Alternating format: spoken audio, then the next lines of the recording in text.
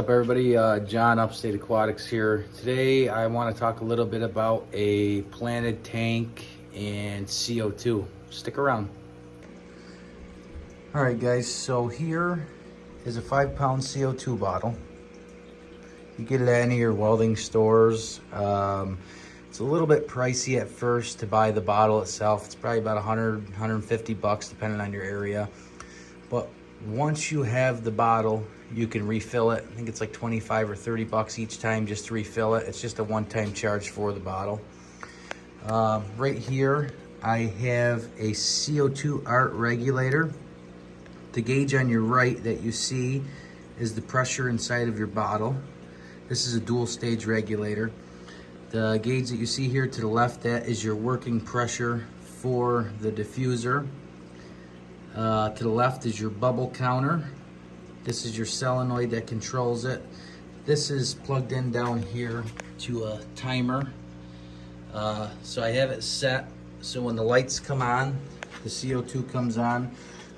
This CO2 I run 1 hour before the lights come on, and it shuts off 1 hour before the lights go off to use up the CO2 in the tank. This knob right here adjusts your working pressure for the diffuser. It's better to have a dual stage regulator than a single stage, just because you can't control the working pressure on a single stage, and you'll get the end of tank dump, as people would say. I don't know, I've never owned one, but you don't want your tank blowing in all the CO2 at the end of the tank. I mean, this, you still have to watch it and keep an eye on it, you know. But that's the point of getting a dual stage regulator versus a single stage. And now I'm going to show you guys the tank with the diffuser. Now right here, you guys will be able to see my planted tank.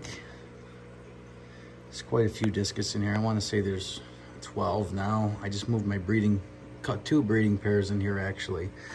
Anyways, I just scared them. Anyways, that is the diffuser back there. As you can see, it's made out of ceramic, and it produces fine CO2 bubbles to go in the water. And those little bubbles get mashed around from the outlet, and they smash in there, creating a CO2 content, which some people say it's better to put it next to the inlet and suck the CO2 in. But I don't really like it right next to it, because I don't want the CO2 in the filter taking away all the oxygen from the beneficial bacteria. Is that a thing? I don't know. So I'd rather have it blow around the tank.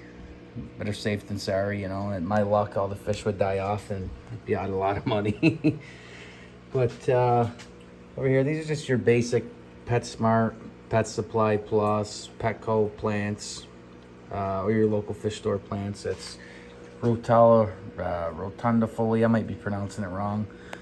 A bunch of Anubias back here. I want to say one of them is Anubias coffeefolia, one is Anubias nana, and then the other one is Anubias, I couldn't even tell you. Anubias assorted from PetSmart. This right here is a crypt. It's doing all right. This is cardinal plant, or what's the name? AR they call it. It's doing all right. It's been about a couple weeks worth of growth right there. This Rotala Vietnam HRA, or whatever the name is, HRA or Vietnam. This is it right here. Starting to turn a little bit red, but not too much. You can see my dwarf hairgrass is doing awesome. Just kidding. I got a bunch of dragonstone in here. The substrate itself is fluval stratum mixed with, what was it? It was Eco Complete. So I did 3 bags of fluval stratum to get a little slope, and then I capped it with Eco Complete. But the thing with that is the Eco Complete is so heavy that the stratum still makes its way up top. So I wouldn't recommend doing a cap, honestly. I just leave it either one or the other. Pick one and that's it. Here's my albino blue diamond. My ram's doing well. Angelfish just come in here a couple days ago. This is a breeding pair of angelfish. It's my ruby red spider pair right here. I just moved them in here from their breeding tank. This is an emerald leopard, meteor eruption, tiger turquoise. There is a wild cross back there and another meteor eruption. I think they're pairing up. This is another ruby red spider. It doesn't look as well as the other ones, but it produces great offspring. Another emerald leopard. More Anubias, Nana, Symbocopa, Rotala bush that I got dragonstone around. I'm trying to start that. This plant in the back here is Hygrophila blue. It's not really blue. It's another stem plant. This plant grows very, very, very fast. I've already trimmed this 2 times and I've only had it for, I think, about a month now. The plants are got a little bit of algae and a little dirt, but they're coming in nicely. The fluval stratum is really, really good for nutrients for the plants. I dose fertilizers in this tank. With the CO2, I dose Flourish once a day. I know they say you're supposed to do it once or twice a week. I dose it once a day, Flourish. I dose iron and potassium every 2nd to 3rd day. And then sometimes I will dose, what is it? The Excel. Excel I'll dose once in a while. Most of the time with Excel, I'll just put it in like a little syringe and I'll take care of the algae itself with that, with 5 milliliters of it. Other than that, I got the CO2 back there in the diffuser, so I'm not really going out of my way to add it, you know. But I do want to get quite a few more plants in here. The goal eventually, I just fed them, don't mind all this food on the floor. But the goal eventually is to get a nice carpet up front here going. And as you can see, some dwarf hairgrass took right there, but I had a huge cocoa mat of it, and I cut it up into sections and I put it under the substrate. I put one here. I put one here that completely died. There was another right here, and the final one was over here, and they all died. I mean, there's little bits and pieces of dwarf hairgrass, as you can see, like right there, all throughout the bottom substrate, but we'll see if it comes back. I don't know. I probably have to get a little bit more. The biggest thing is trying to find one that's submersely growing, because if you buy it as a tissue culture, it all dies off, and it's tough to get going. People say even with CO2 it's real easy. I've had trouble with it. Maybe it's just my type of water, I'm not too sure. And I even tried the cocoa mat one that was growing submersed, and I got that from Pet Supplies, and it was looking pretty rough when I got it, and it didn't take. It just all melted off, and as you can see right there below the rim. But we'll see. I won't give up. I'll try again, or maybe I'll do Monte Carlo, some baby tears, or something. I don't know. We'll have to see. We'll go from there. But here's the cardinal tetras. There's about 30 of them in here. And then I have rummy noses. I think there's 15 or 20 rummy nose in here.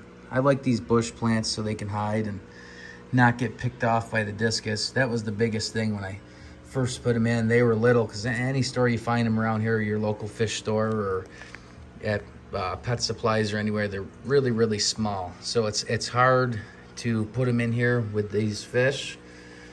So what I did was I grew them out in their own tank for a little bit until I thought they were big enough, but some of them weren't. They were just getting nipped right off, one after another. And it's an expensive snack for the fish, I tell you that. Oh, this is an Amazon sword here in the middle. I got to trim some of the bigger leaves so it fans out and covers a lot of ground. It's growing nicely. It's growing right up to the top. It's doing pretty well. Everything in here is doing well. The fish are doing well. The filtration on this tank, if you come over here with me, don't mind the stuff on here.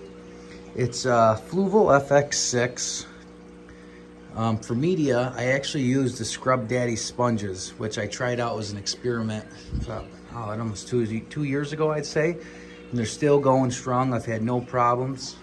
Great media if you want to go the cheap way, cheap route. Scrub Daddy sponges. And if you come over to this side over here, I have a Fluval 407 canister. And this canister here is hooked up to a UV pond sterilizer, which it's oversized for this tank. I know it's 50 watts, 50 plus watts. I'm not sure the exact wattage. I think it's 55 watts. I could be wrong. But this thing keeps the algae down, everything, keeps the water crystal clear. I used to have a Fluval 407 and 307 on this, and they both had the inline UVC sterilizers, and I says I'll just get one big one instead of running two small ones. And that's what I did. It's working out well. These guys down here, they got a nice batch of fry. Probably, I'd say there's probably about 100 free swimmers in there. They're all on the back side of that Big Daddy over there. You can see a few of them right here. But anyways, back to this tank. Up top, the light is a Fluval 3.0 plant light. Works great light. You can program it. Comes with 3 settings for one's like Malawi, one's planted, and then one is something else. So it comes with 3 automatic settings if you don't want to hook it up to your phone. But if you can hook it up to your phone, you can adjust the intensity of the light. You can do all sorts of things. Adjust the color, just about everything in it. You go from there, and if you got it too low, you turn it up a little bit, or if you got too much algae, you turn it down a little bit. If you want to run it longer, you can set the hours that it runs. I'm down here in my fish room, usually in the afternoon, because with the kids, I'm running around in the morning, getting them to school and whatnot. So usually I'll turn my lights on about 12 in the afternoon. And on my low-tech tank, I run the lights for 12 hours, the no CO2 tank. This tank here, I run my lights for 7 hours, from 12 to 7, and that's it. So usually when I come down here, the lights are on, and then when I'm all done, they shut off. There's two heaters on this tank just because it's in the basement, and it's quite hard to keep it warm in the winter up here in New York. So 300 watt Eheim back there. I have 150 watt Eheim here. And if you come over here with me, I'll show you. These are hooked up to an Inkbird controller. And as you can see, it's running at 85.2. This tank, I usually keep between 84 or 85 all year long. I know they're adults. That's just the temperature I've always kept my discus, and they do well for me, eat well. This tank down here, I run at about 83.